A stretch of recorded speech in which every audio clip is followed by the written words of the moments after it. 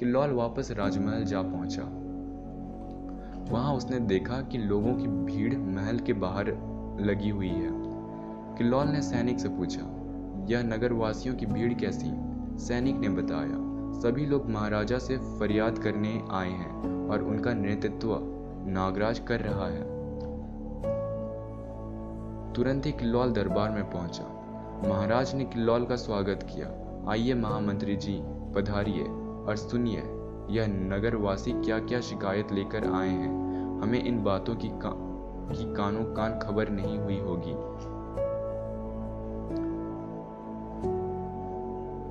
किल्लौल कहता है, मुझे सफाई का अवसर दिया जाए महाराज। मैं मानता हूं कि बस्ती के लोगों के आरोप सही हैं, परंतु इसके पीछे आपके ही एक विदेशी मेहमान का हाथ है। अब मुझे मालूम हो गया है कि बुलडॉग ने किस तरह हमें शिकंजे में कसा। यह सब उसके गुंडों का कमाल है जो हमें बदनाम कर रहा है। महाराज कहते हैं, अगर यह सत्य है तो बुलडॉग को कंपाली के सरहदों से अभी बेदखल कर दो। महामंत्री कहते हैं, यह काम इतना आसान नहीं है महाराज। उसकी जड़ें बहुत मजबूत हैं। उसे बेदखल करने के लिए हमें एक बड़ी जंग लड़नी होगी।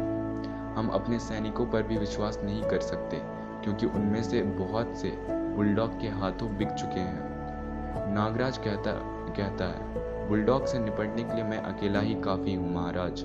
मैं इस शैतान को खत्म करने ही के लिए यहाँ आया था। किल्लौल कहता है, तुम बहादुर अवश्य हो नागराज, लेकिन मैं तुम्हें पुराने किले में अकेले नहीं भेजूंगा। हमारे चुने हुए सिपाही दरों को चारों तरफ से घेर रहेंगे। योजना का अंतिम रूप हम शाम की बैठक में बताएंगे।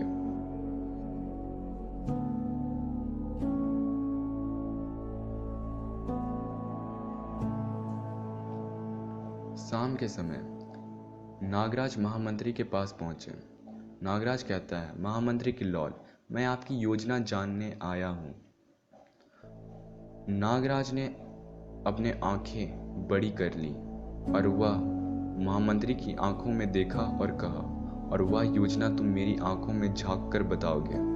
एक्चुअली नागराज ने महामंत्री को हिप्नोटाइज कर लिया था। अब उसने महामंत्री से योजना पूछा। थोड़ी देर बाद नागराज कहता है, तो यह है असली योजना। नकली बुलडॉग को मेरे हाथों मरवाया जाएगा और असली बुलडॉग उस समय तुम्हारे साथ जश्न मना रहा होगा। नागराज आगे पूछता है, जश्न की जगह कहाँ निश्चित की गई है? महामंत्री कहते हैं, जल महल में। नागराज आज्ञा देता है, यह सब भूलकर अपनी वास्तविकता स्थिति में लौट आओ किल्लौल। किल्लौल अपने नॉर्मल कंडीशन में वापस आ जाता है। किल्लौल कहता है, तो मैं क्या कह रहा था? कुछ याद नहीं आ रहा। नागराज उन्हें बताता है, पुराने किले पर मैं धावा बोलूंगा और बुलडॉग का खात्मा कर दूंगा। नागराज ने किल्लौल की योजना पर अमल किया। उसने पुराने किले पर हमला कर दिया। किसी सैनिक ने नागराज पर हमला करने की कोशिश नहीं की। नागराज को देखते ही सब भाग गए। थोड़ी देर बाद नागराज ने पूरा नकली बुलडॉग का जान से मार डाला। नकली बुलडॉग का खात्मा करने के बाद नागराज तुरंत राजमहल पहुंचा। नागराज ने महाराज से मुलाकात की। उसने कहा, महाराज, आपको इस वक्त मेरे साथ जल महल चलना चाहिए। महाराज पूछते हैं, क्यों, क्या बात है? नागराज कहता है, आप खुद अपनी आंखों से अपने महामंत्री के कारनामों को देख लें, तभी आपको यकीन होगा। महाराजा कहते हैं, ठीक है, हम तैयारी करते हैं। नागराज उसे टोकते हैं, इसकी जरूरत नहीं है महाराज, हम वहां फनकार और कलाकार के रूप में जाएंगे। नागराज और महाराजा कोटिल ने कलाकारों का भेष धर लिया और जल महल की ओर रवाना हो गए। दोनों जल महल पहुंचे। जल महल के पहरेदारों ने उन्हें रोक लिया। पहरेदार ने कहा, तुम सब कहां जा रहे हो? नागराज ने बताया, हम दूर प्रदेश से आए हैं, जादूगर हैं। हमें मालूम है कि महामंत्री किल्लौल एक खास मेहमान के साथ अंदर विराजमान हैं। हम उनके सामने अपनी कला का प्रदर्शन करना चाहते हैं। कुछ ही देर में पहरेदार महल से अंदर जाकर बाहर आता है और कहता है, तुम दोनों को बुलाया गया है, दोनों कलाकार मेरे साथ आओ। नागराज महाराज के साथ जश्न हॉल में पहुंच गया। किल्लौल ने कहा, ए जादूगर, बोलो तुम अपना कौन सा कमाल दिखाना चाहते हो। नागराज कहता है, जादू का एक ऐसा कमाल जो आपने पहले कभी नहीं देखा होगा। हम काला जादू भी जानते हैं, सबसे पहले उसका कमाल देखिए।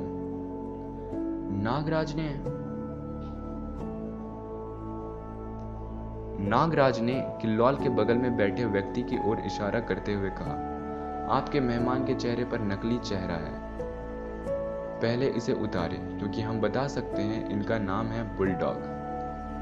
बगल में बैठे व्यक्ति ने अपना नकली चेहरा उतार दिया और उसने कहा, मैंने नकली चेहरा उतार दिया है दोस्त, अब बोलो। तुमने तो कमाल ही कर दिया, तुम्हें कैसे पता चला कि मैं बुलडॉग हूँ। नागराज कहता है, दूसरा कमाल देखें, मैं अपने दोस्त को अभी राजा कोटिल बना दूंगा।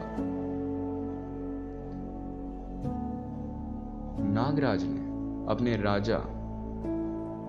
ने अपने साथी का पोशाक निकाल दिया, जिसके वजह से वह अपने असली रूप में वापस आ गया।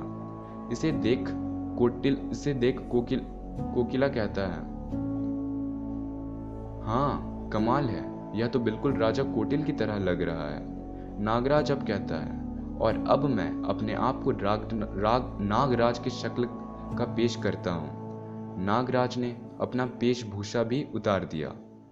इसे देखकर बुलडॉग कहता है, नागराज महाराजा कोटिल, क्या जादू है, वह तुम दोनों तो हूबहू उन्हीं की तरह दिख रहे हो। महाराज क्रोधित हो गए। वे कहते हैं, अरे गधे के बच्चों, यह जादू नहीं हकीकत है। सिपाहियों, गिरफ्तार कर लो इन दोनों को। किल्लौल कहता है, यहाँ तुम्हारी नहीं मेरी आज्ञा चलती है महाराज, और तुम दोनों की मौत यही निश्चित है। सिपाहियों, पकड़ो और कत्ल कर लो इन दोनों का। वहाँ के सिपाही नागराज और महाराज पर हमला करने की कोशिश करते हैं, पर नागराज के सांप सबको डस लेते हैं और नागराज के सांप बुलडॉग और किल्लौल के शरीर से लिपट कर दोनों को जकड़ लेते हैं। नागराज अब कहता है, अब बताओ, सैकड़ों नागों ने तुम्हें जकड़ लिया है, यह तीसरा और आखिरी जादू है। इतना कहते ही बुलडॉग और किल्लौल का शरीर फट जाता है बम धमाके से। बम धमाके होते ही नागराज महाराज को झुकने को कहता है, ओह महाराज बचो। फिर थोड़ी देर बाद बताता है, बुलडॉग और किल्लौल के शरीर में बम फिट था, जिसकी सिफ्टी पिन दबाकर इन दोनों ने आत्महत्या कर ली है। महाराज बहुत खुश हुए। उन्होंने नागराज से कहा, बहादुर नागराज, आज से रियासत तुम्हें सबसे बड़े सम्मानित पद देती है।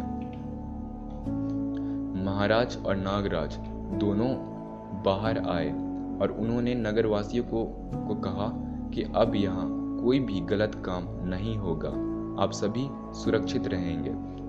नगरवासी नागराज की जय जयकार का नारा लगाते हैं और जश्न मनाते हैं। दी एंड। आगे देखिए नागराज की हांगकांग यात्रा।